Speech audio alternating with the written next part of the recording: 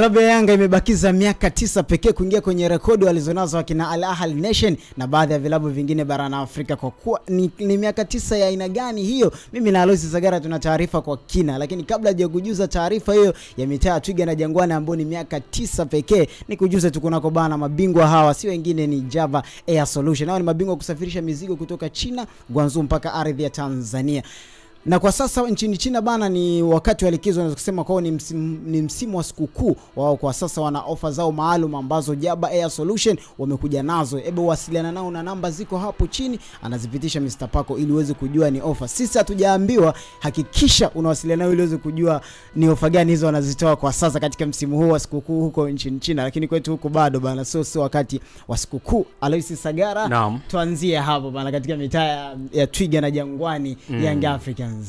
Bana, taarifa kubwa ambayo tunayo kwa sasa leo, klabu ya Yanga inaazimisha kutimiza miaka 91, ni anniversary hiyo kwamba klabu ya Yanga ina tangu ianzishwe tarehe 11 ya mwezi wa pili mwaka 1935, hii leo imetimiza miaka 91. Ikiwa imesalia miaka 9, nilikwambia tu kwamba imesalia miaka 9 pekee kuingia katika century, au leo hii tukimzungumza Al Ahly tunasema club of century. Kwa hiyo na klabu ya Yanga imesalia miezi 9 pekee na kuingia kwenye rekodi, ikiwa ndo klabu kwa Tanzania ambayo ina umri wa muda mrefu sana. Aloisi Sagara, tuanzie hapo kwa Yanga ambao kwa sasa wao wametimiza miaka 91. Yes. Ni jambo la kujivunia kama klabu, maana tunaizungumza Al Ahly leo ni klabu ambayo ina umri mrefu zaidi barani Afrika. Imeanzishwa mwaka 1907.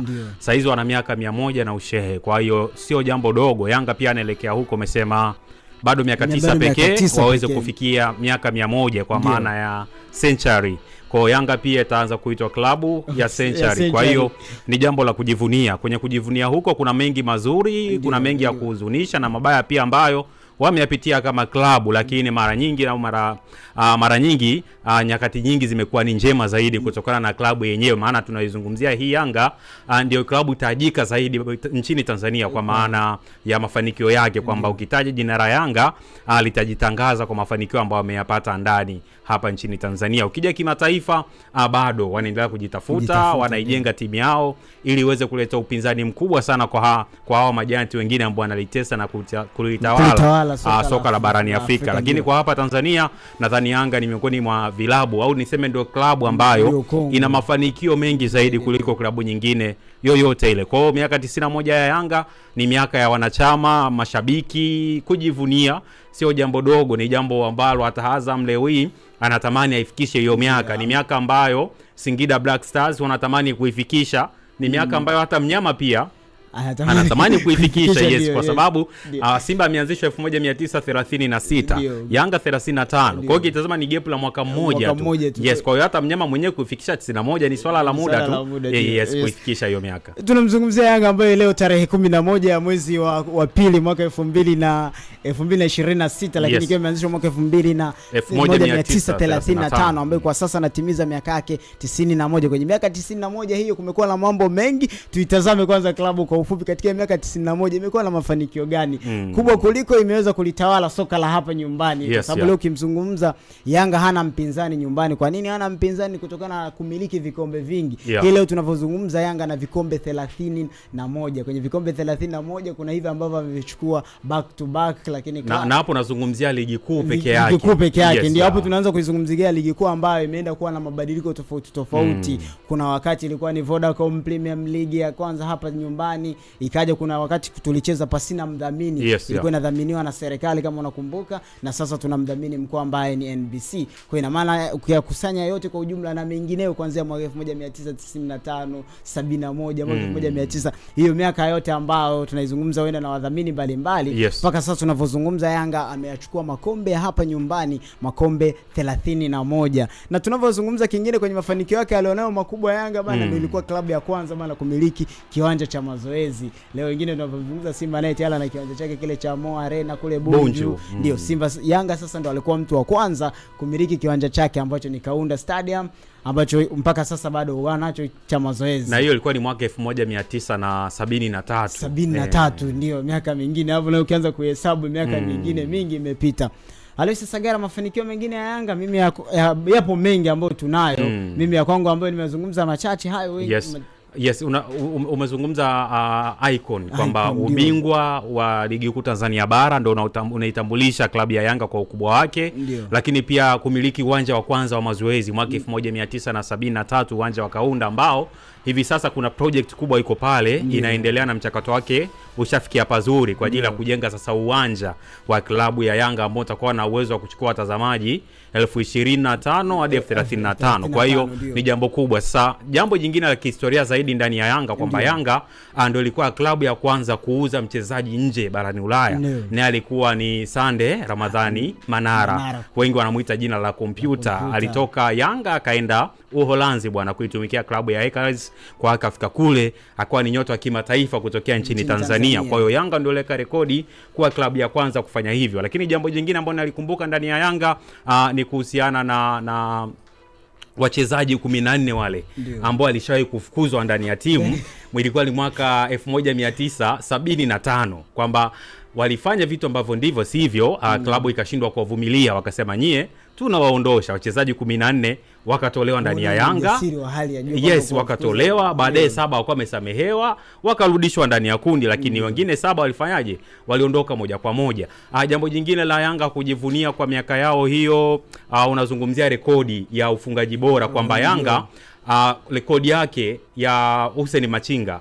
Hussein Machinga alikuwa anashikilia rekodi ya kuwa mfungaji bora wa muda wote ndani ya ligi kuu ya Tanzania bara. Rekodi ambayo ilidumu hadi mwaka 2023 ikaja kuvunjwa na John Raphael Boko. Boko akafunga mabao 154 na zaidi hivi kwenye misimu yake 16 ambayo aliweza kuitumikia vilabu mbalimbali hapa nchini Tanzania. Hasa ni Azam pamoja na Simba ndiko alikofanya vizuri zaidi na kufunga idadi ya mabao. Lakini Machinga alitumikia Yanga misimu 13 akaweza kufunga mabao 153. Kwa John Boko alikuja kuvunja rekodi yake ambayo ilikuwa imedumu kwa muda mrefu. Kwa hiyo Yanga pia ilikuwa inashikilia hiyo rekodi kwamba Yanga ndio klabu ambayo ilikuwa ina mchezaji ambaye ameshikaa kwa muda mrefu kama mfungaji bora wa muda wote kwenye ligi yetu. Kwa hiyo ni mambo ambayo ni makubwa zaidi na wanayanga wanajivunia, ni mambo ya kihistoria ambayo ni ngumu kusahau. Hata ukimgusa mwanayanga yoyote, mwanachama, shabiki, hata kujuza mazuri ambaye amewahi kuyashuhudia ndani ya timu yake. Na hata kama kuyashuhudia, kuna hizi rekodi zipo, historia zipo, kuna story watu wanaambiwa, kwa watu wanakuwa wanafahamu kwa kina zaidi. Lakini ukisalia sana hasa katika mafanikio ya klabu ya Yanga, huwezi kusahau swala la makombe ambalo kwa msimu huu kila mtu analifahamu. Kwa sasa unavyozungumza ni miaka 4 mfululizo amechukua back to back, na Yanga ndio ilikuwa klabu ya kwanza kuchukua back to back makombe ya ligi kuu mara 4 mfululizo. Baadaye akaja mtani wake ambaye yupo pale naye akiwa na makombe yake 28. Huyu tunasema ndio mpinzani wake kwenye miaka kadhaa ambayo amemwacha tayari, amemwacha gepo ambayo kwa sasa ukizungumzia swala la makombe na Yanga sasa imekuwa kama ni utamaduni. Penye kombe Yanga wakishanusa tu kwamba kuna kombe lazima wafanye chochote, wanachukua. Kwa hiyo maana ukizungumza kwa sasa ndani ya Tanzania Yanga unapozungumza ndio bingwa wa kihistoria mara nyingi, itakuwa ni sio heshima nzuri utakavyohitaji klabu ya Yanga pasina kuwekea title kwamba bingwa wa kihistoria katika ligi kuu ya Tanzania, kwa sababu ukiangalia amemwacha gap kidogo anayemshindana ambaye na mwingine ni Simba Sports Club. Na vikombe siku zote asali ndio vinatambulisha ukubwa wa klabu. Yaani ukitaka kutuambia wewe klabu yako ni kubwa, ni lazima tukuulize na makombe mangapi na umeachukua wapi, si ndio? Sasa ukija kwa Yanga anajitanabaisha kwa makombe yake ambayo amechukua, ndipo tunapata dhana kamili ya ukubwa wa Yanga. Kwa hiyo klabu kubwa duniani kote kule inatambulishwa kwa makombe. Nitatumia mfano saizi Manchester United ni timu ambayo imeflop, nasema inapitia nyakati ngumu. Sio Manchester ya miaka 15, 20, 30 ambayo imepita huko nyuma. Lakini leo hii Manchester inatajwa na brand yake bado ina ukubwa na thamani kutokana na historia yake, kutokana na makombe ambayo wanayamiliki. Yale makombe ndio yanakuja kudefine au kuelezea ukubwa wao, kwamba leo hii hata Yanga tunahitaji Tanzania ni kubwa kwa sababu ina makombe. Kitu kingine ambacho huwa kinakwamisha hivi vilabu hasa kama ni vikubwa alafu vinashindwa kuchukua makombe, Ukija kuambiwa unasema ni mkubwa, okay fine. Huwezi kusema wewe ni mkubwa na hauna mafanikio. Mafanikio kipimo kikubwa ni trophies. Sasa kama hauna trophies, hauna sifa ya kuwa mkubwa. Tunapokuja swala la mafanikio ya Yanga kimataifa, kule inako historia nao ndo ameanza taratibu kujikongoja kwa sasa. Huku nyuma ameshiriki, lakini unaweza kumzungumza kwa sasa ambapo ndipo ameanza kuweka misingi yake, ikiwa ni mara ya 3 mfululizo ameshiriki klabu bingwa barani Afrika, na amejihakikishia kuhakikisha kwamba kila msimu tunaweza kumuona Yanga akifuzu kuelekea hatua ya makundi. Swala kilichobaki sasa ni yeye Yanga kutoka pale kwenye hatua ya makundi kwenda hatua inayofuata, tuone akiifanya mara kwa mara, tujitengenezee kwamba sasa tuseme rasmi Yanga kimataifa ana hatua fulani ambayo kama tayari unavukimzungumza upande, lazima ukimzungumzia kule uweze kumwacha Doto, yani huwa ni uhalisia. Yani ukimzungumza Yanga mafanikio yake alionayo, uweze ukaacha kumtaja anayeshindana naye ambaye ni Simba. Yeye Simba tayari katika ngazi za kimataifa tayari ashajitengenezea standard fulani kwamba kwa sasa yeye lazima umkute katika hatua ya robo finali, ukiacha na msimu huu ambao mambo yake hajaenda vizuri, lakini ndani ya miaka 8 ya ushiriki tayari ametuhakikishia kwamba yeye alafika mpaka hatua ya robo finali. Kwa hiyo ilikuwa ni swala la sasa yeye kutoka kwenye ile hatua ya robo finali ambayo ameizoea kusogea hatua inayofuata. Yanga kimataifa tunamzungumza tayari ameshatuhakikishia kwamba mimi nikishiriki nitaishia hatua ya makundi. Kwa hatua ya makundi tayari Yanga uhakika wa kushiriki na kufika makundi. Subiri aanze kuvuka hatua inayofuata. Na tayari amefika finali ya kombe la kwenye mafanikio tunayozungumza kwenye miaka yake 91 alionayo alofikisha hii leo. Tayari amefika katika finali ya kombe la shirikisho mwaka 2023. Na msimu pekee ambao kwenye ubingwa wa ligi kubwa na kwenye msimu ambao ulikuwa mgumu zaidi kwa upande wa Yanga ulikuwa ni msimu wa 2016-17. Ilikuwa ni miongoni mwa misimu ambayo ilikuwa migumu, lakini Yanga alikuja kuchukua ubingwa mwishoni. Tunasema ile alichukua tena kwa aggregate ya magoli kati yake na Simba. Kila kitu walikuwa wamelingana pointi 68, kila kitu alilingana. Na hapo kwenye huo mwaka ndio kulikuwa kuna scenario ya mchezaji mmoja wa Kagera anaitwa Fikirini Bakari. Kama kukumbuka Simba alicheza naye akaibuka na ushindi wa 2-2 pale Kagera, baadaye akaenda kucheza na timu ya Mwanza. Sasa scenario kubwa akasema kwamba walimchezesha beki ambaye alikuwa na kadi 2 za njano. Ina maana alikuwa na kadi 2 za njano, hakutakiwa kucheza mechi ya Yanga. Kwa sasa Yanga wao walipeleka malawama kwa kishinikizo cha Kagera, wakisaka zile alama zifanyeje, zipunguzwe. Kwa sababu kuelekea mwishoni. Kwa hiyo unafikiri ni miongoni mwa misimu ambayo hata leo wana Yanga ukiwauliza huo msimu nao kidogo ulikuwa na purukushani na heka. Ukizungumza msimu uliopita nao heka yake tunaikumbuka kwamba mpaka dakika za jioni ile ndio inakuja mbingwa na wanakuja kujulikana baada ya mechi ya wao ndio iliamua nani awe bingwa.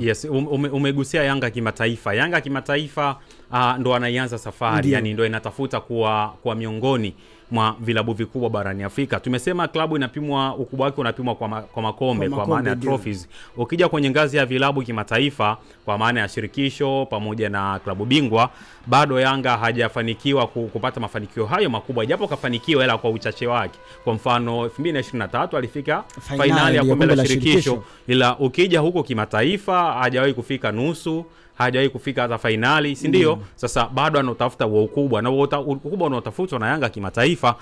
Tunashuhudia jinsi ambavyo rais wa klabu ya Yanga kwa maana Engineer Hersi Said anavyofanya sajili zake, jinsi anavyojenga timu na kuongeza ubora wa kikosi, kwamba leo hii Yanga akienda kimataifa basi aende akapambane.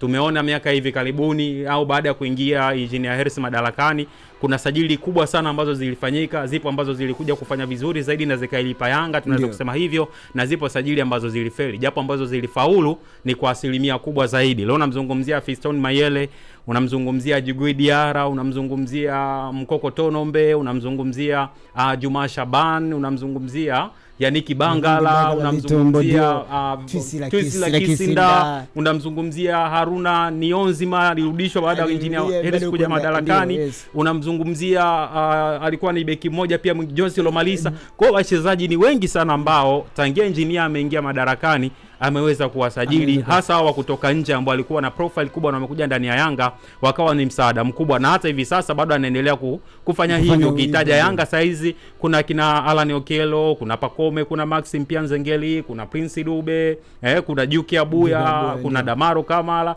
japo sasa hivi ni Mtanzania, lakini kuna mtu kama Depu. Sasa hiyo ni alati kwamba Engineer Hersi hajapoa, anaendelea kila msimu au kila mwaka anaijenga Yanga pale ilipoishia. Kwa hiyo anaiandaa Yanga ambayo siku ikija kuclick atakuja kuanza kuvuna matunda yake kupitia Yanga. Lakini pia kitu kizuri zaidi ametengeneza academy ya Yanga Soccer School ambayo project endapo itaanza pia kuwalipa tunaipa muda zaidi ya kati ya miaka 5 mpaka miaka 8 hivi. Yes, hata hadi 10. Endapo itakuja kukliki vizuri na itazalisha wachezaji ambao na quality kubwa, watakuja kuwa msaada mzuri sana ndani ya Yanga, na tukaishuhudia Yanga ikiwa na wachezaji bora wazawa na hawa wa kimataifa ambao wamekuwa wanasajiliwa kila siku. Aloysius Sagala, tulikuwa tunaendelea kuitazama miaka 91 ya klabu ya Yanga. Tumalize na hili ambalo ni bora zaidi. Kwenye miaka 91 ya klabu ya Yanga, tukio gani ambalo wewe hutoka ulisahau ukilitaja Yanga inakujia kichwani kwenye miaka 91 ya klabu ya Yanga? Tunamaliza hivyo. Mimi nadhani tukio kubwa zaidi ambao naomba nitaje ambalo nilisimliwa ni hilo ambalo nilitaja pale mwanzo kwamba wachezaji 14 walifukuzwa, baadaye 7 wakasamehewa, wakaendelea kuwa ndani ya Yanga, lakini wengine walifanyaje? Waliondoka mazima mwaka 1975. Hilo mimi sikushuhudia, ila nilisimliwa na mzee wangu. Sasa hapa nahitaji nitaje tukio ambalo mimi kwa macho yangu, kwa masikio yangu nimesikia na nimetazama kwa macho yangu. Ni tukio la March 16 ilikuwa Machi 8. Yes, tunacheza na hatuchezi. Ni sakata ambalo lilidumu kwa muda mrefu sana hadi tukaja kushuhudia ndio inakuwa mechi ya mwisho tena ya kuamua bingwa, kwa sababu kuna uhasama ambao ulikuwepo nje ya uwanja. Hawa wanasema tunacheza, watu waliprinti mpaka t-shirti, watu waliprinti kanga, vitenge, watu waliprinti mpaka kofia. Tunacheza, yes, tunacheza na hatuchezi. Lakini mwisho wa siku mambo yalienda vizuri, wakasolve, tukapata ladha ya mchezo wa mwisho ambayo mtu anayeshinda pale ndio anakabidhiwa kikombe kile. Yani kwamba alama ilikuwa tofauti ya alama moja tu, kwamba Yanga alikuwa juu kwa tofauti ya alama moja. Endapo Simba angeshinda ule mchezo, angechukua ubingwa kwa tofauti ya alama moja pia. Kwa mwisho wa siku ule mchezo mimi niliuona ambao ni mchezo ambao ulikuwa umeteka hisia kubwa sana. Kuanzia vuguvugu lake kule lilipoanza mwezi Machi mpaka inakuja kuchezwa mwezi Juni, watu wengi sana walikuwa wanatamani kuona kipi kinakwenda kutokea. Kwa hiyo ndio tukio ambalo mpaka sasa mimi siwezi nikalisahau, maana nililishuhudia kwa macho yangu na nikaweza kusikia kwa masikio yangu. Sajili yako bora kwenye miaka 91 ya klabu ya Yanga, mchezaji gani aliwahi kusajiliwa ukasema hapa Yanga waliwahi kusajili? Pia nitasalia kwa ambao ninawashuhudia hadi sasa. Moja Djigui Diarra ndo sajili yako bora ambayo. Yes, ila mchezaji wangu pendwa zaidi kutoka ndani ya Yanga ambaye nimewahi kumshuhudia Mrisho Alpha Ngasa. Bana, mimi tukio langu kubwa ambalo sitokaa nilisahau ndani ya klabu ya Yanga ilikuwa ni hilo la msimu wa 2017 2018, Yanga wakidai alama alafu akimsindikiza Kagera kwamba Kagera akadai zile alama ili Yanga wao wapate unafuu. Nawe bana unaruhusiwa bana, mtazamaji wa Data Sports, na unaruhusiwa bana kwenye miaka 91 ya klabu ya Yanga Tanzania au mdau wa soka, umeshuhudia kitu gani? Unaruhusiwa kuandika, maana uwanja wa comment uko wazi. Unaruhusiwa bana kutuandikia bana, mimi nakumbuka hili na hili. Kwa nini unalikumbuka, liliwahi kufanya nini? Unajua matukio mengine ya mpira huwa amebeba hisia mbalimbali. Kwa hiyo unaruhusiwa kuandika zaidi. Kuna watu ambao huu utani wa jadi wa Simba na Yanga, kuna watu walipata magari, kuna watu walipata majumba, na kuna watu walipata wake pia. Yaani hiyo betting kwamba huyu anaweka hiki, endapo timu yangu ikishinda utachukua. Asena kubwa kuliko kuna watu wamefariki kwenye hizi siku. Yes, pale kuna mtu ale kwenye ile ya 3-3 kama unaikumbuka, Yanga anaongoza 3, Simba anakuja anasawazisha, kuna watu walidondoka na kufa kabisa. Bwana, hizi ilikuwa ni taarifa kubwa kutoka mitaa ya Twiga na Jangwani kwamba imetimiza miaka 91 hii leo, akiwa amesalia miaka 9 pekee ili waweze kuingia kwenye karne walingane sawa na Al Ahly. Mimi ni Hassan Saddam, niko na Aloysius Sagala aliyesimamia kazi hii, si mwingine ni Mr. Paco. Tukutane kwa wakati mwingine tena. Bye.